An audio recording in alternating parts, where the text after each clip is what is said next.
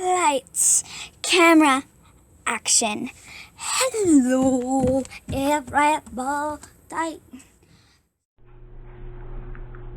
Okay, so today I'm going to try to make a good batch of soap. I've had two batches that I've made before. This is the first batch.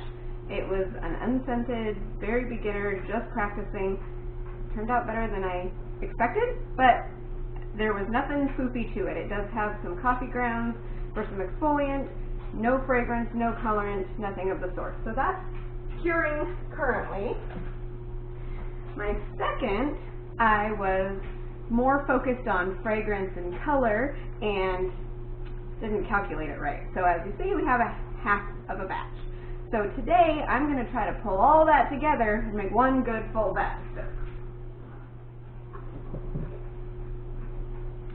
To start out with, I'm using essential oils. I'm using tea tree and citrus fresh that I am going to be anchoring in a bentonite clay so that the fragrance of it doesn't get lost over time. That is what I'm told a common problem with essential oils.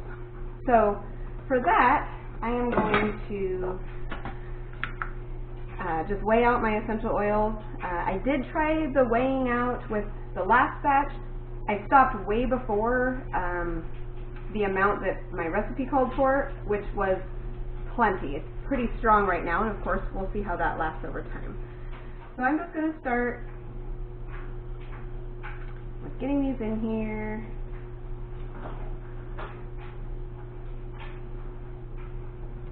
Probably a better way to do this. And I'm going to try it here.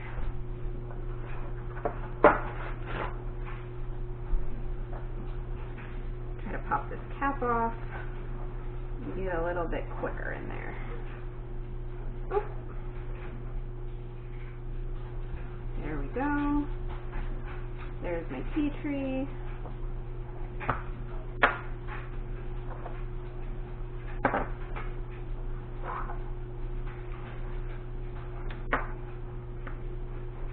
And we'll add some citrus fresh in here.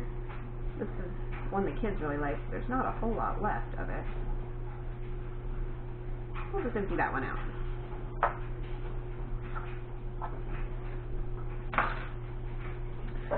So now we will get some bentonite clay to anchor that in and just kind of let it sit and soak up that fragrance while we finish the rest of it. Clean up my messy tea tree here.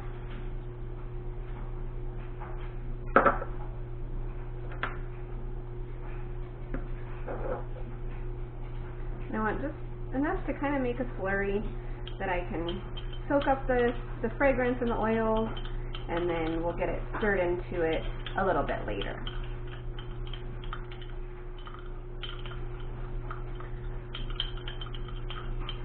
And we'll just set that aside.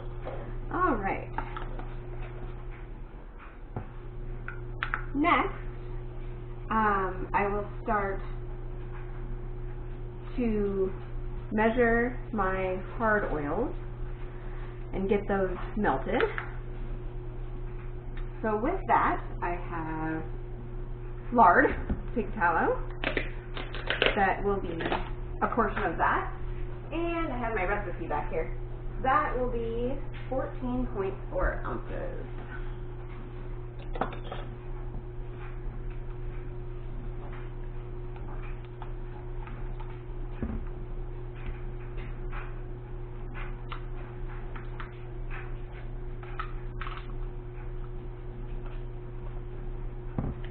Overdid that one a bit.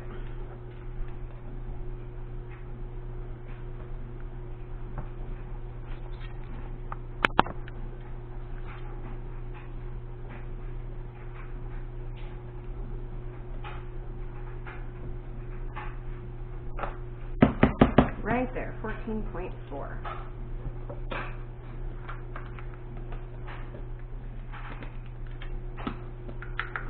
Zero that out, and to that,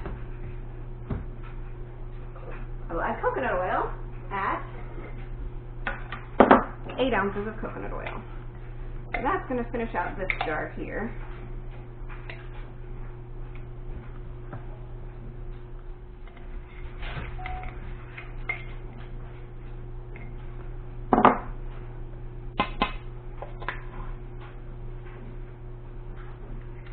And I have another jar here.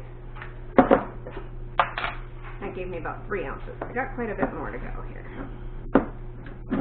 Whoop.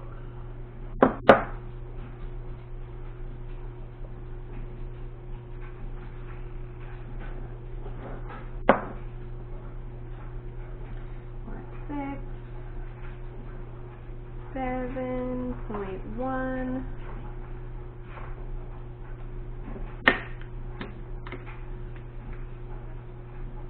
Oh, went a little overboard on that one.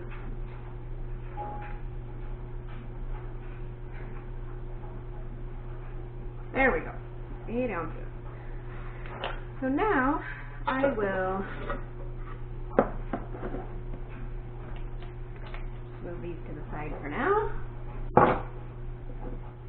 And I've got some water heating up here on the stove. Use it kind of a double boiler type action here.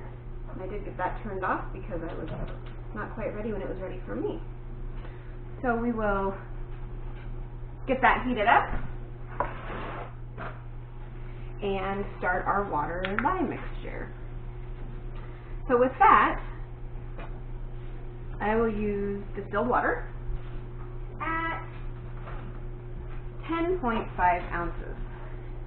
Now, a lot of people use different measurements. Grams is pretty common, but ounces is something right now beginning that I feel comfortable with. So that's what I'm going to be using. I'm going to try to not make a big mess here, so let's see if we can get...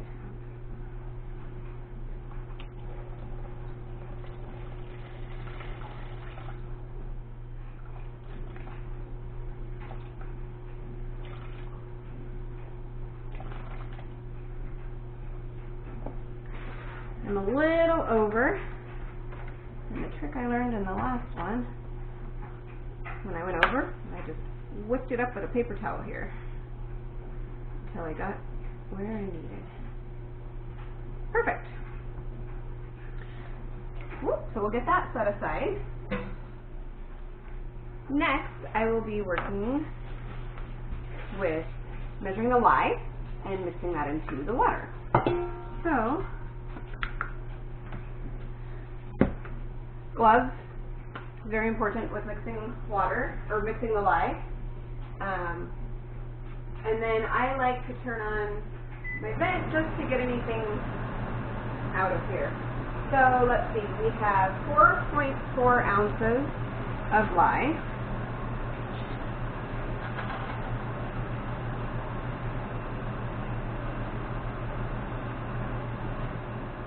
Ooh, perfect. That doesn't usually happen with me going that fast. Okay, so there's our lye. And I am going to turn off the vent just for noise sake while we do this. Kind of stand back when you're mixing it. It's not terrible, but you want to add the lye to the water, not the opposite way around. And I don't know, I suppose I can move this over here since I've got that in the middle of the stove here. It will heat up. So just kind of watch that. Just add a little bit at a time and get it good and stirred in so I don't end up with a lye pancake in the bottom of my bowl. And it does take a little bit of time to get this dissolved.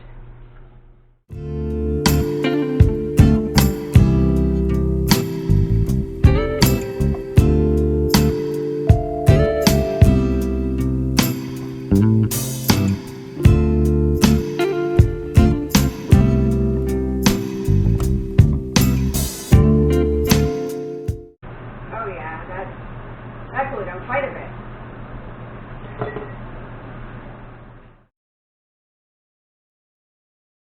Turn this up just a bit. My lye water is almost ready and my hard oils aren't quite melted yet. We will get our hemp seed oil And that is 4.8 ounces of hemp seed oil.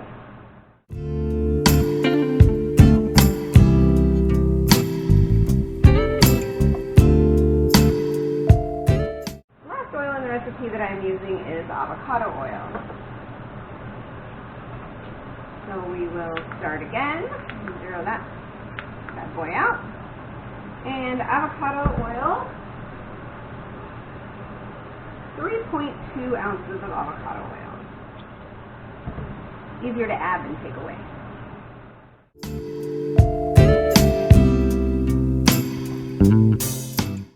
Oils are mixed up. We have our lye water here. The lye is completely dissolved into the water. Now we need to get these mixed. So always want to put your water into your oils, not the other way around. And to avoid splashing, put the stick blender into the oil and just pour the lye mixture down the shaft of the blender.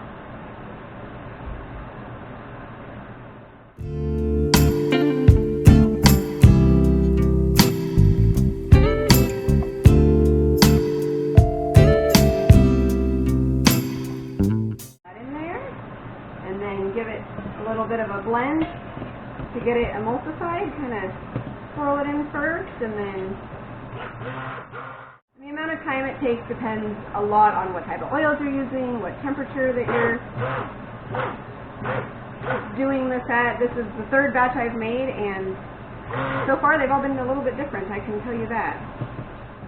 I don't want mine to get too thick because I still want to add my oils and some colorant. So I want it to get thick enough to work with, but not too thick that I can't continue the process. I'm going to pour a portion of my batter into another container so that I can have two separate colors. I'm going to add half of it in there, and we're going to add the other end here. This is my bentonite clay and essential oils. And then what I found with the last one when I used clay and colorant, and so I had it in smaller batches, is I liked my smaller little guy here to kind of mix them up so that it's not spraying everywhere with that larger head.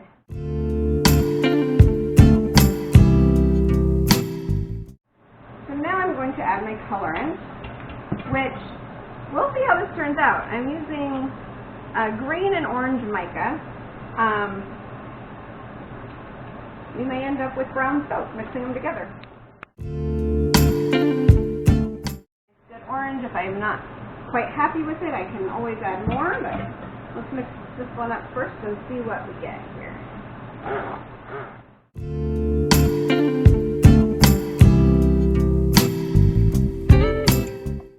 These are just sample packs that I got. Again, I'm kind of figuring out what I like, and woo, well, there's a little bit more. We're going to have a bright orange.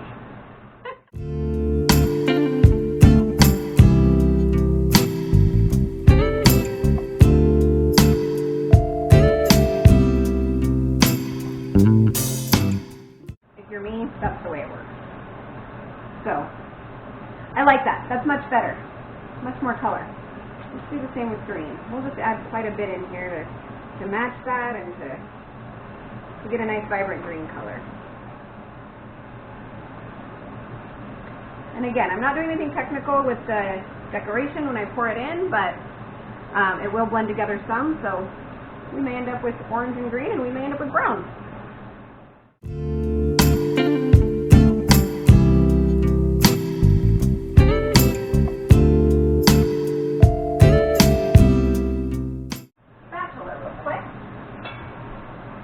Pull that down into the batter again, not to get powder pockets in my batter. All right, I think we're ready to pour it into the mold here. I'm going to unplug this and put it aside. And I think we'll start with green and see what we can come up with and make up here.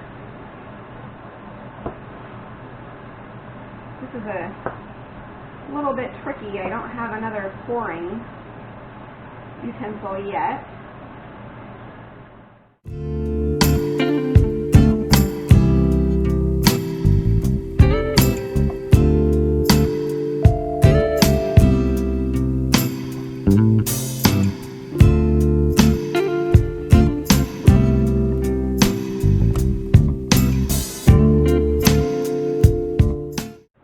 Alright, and to date I have not done anything fancy on the tops of my soaps with the last couple that I've done.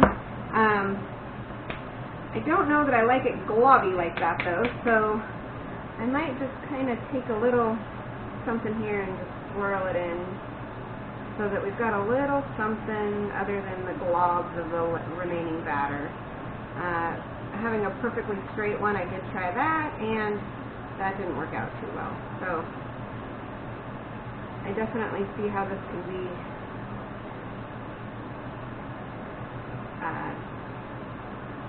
good on the aesthetics, to kind of just put a little something to not leave it fully plain. So there you go, nothing fancy, just kind of swirled that in there. And now I will put it in the oven and let it sit till tomorrow when we can cut it. Thank you.